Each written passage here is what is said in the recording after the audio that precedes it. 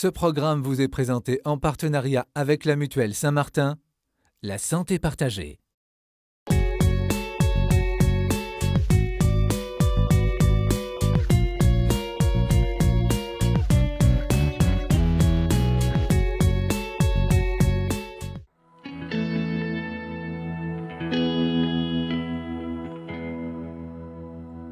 Nous sommes dans la banlieue de Bordeaux, chez Florence, Philippe et leurs 3 garçons. Ce couple de sportifs s'est rencontré grâce au judo. Ils sont mariés depuis 17 ans, civilement. Avant cette union, Philippe a été marié une première fois religieusement.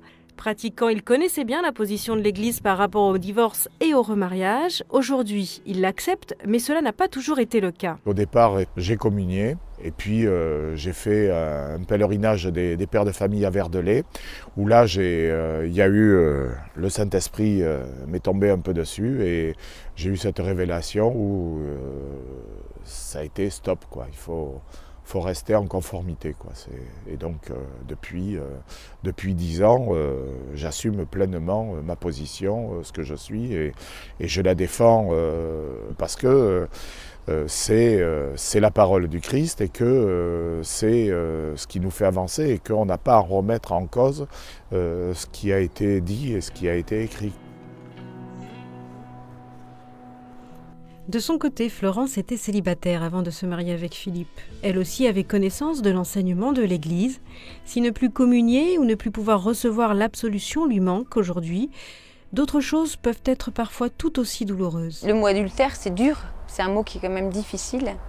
Et voilà, c'est vrai qu'il y a des moments, j'avoue, il y a des moments où c'est difficile de le lire, de relire, voilà, les passages où on nous dit, oui, effectivement, qu'on peut pas. C'est vrai que c'est difficile. Aujourd'hui, Florence et Philippe continuent de cheminer sereinement dans leur foi. L'été dernier, ils ont même fait une retraite avec d'autres couples divorcés, remariés, pour mieux vivre le message de l'Église vis-à-vis de leur situation. C'est quelque chose que j'accepte et j'essaie de le vivre autrement, justement, par la parole, par mon investissement par rapport à l'Église, par rapport aux enfants, par rapport aux louanges. Voilà, on essaie quand même de continuer dans l'esprit, dans ce qui peut nous apporter aussi pour notre foi, pour continuer, voilà, pour continuer le chemin.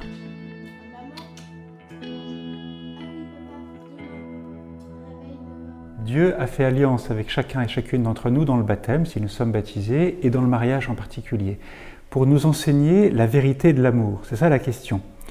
Et donc, pour cela, Dieu nous donne sa parole, qui est d'abord une parole de vie, une parole d'amour, et une parole qui est aussi une loi qui nous indique la direction. Quand Dieu dit, par exemple, « tu ne tueras pas », c'est parce qu'il veut manifester la beauté de la vie.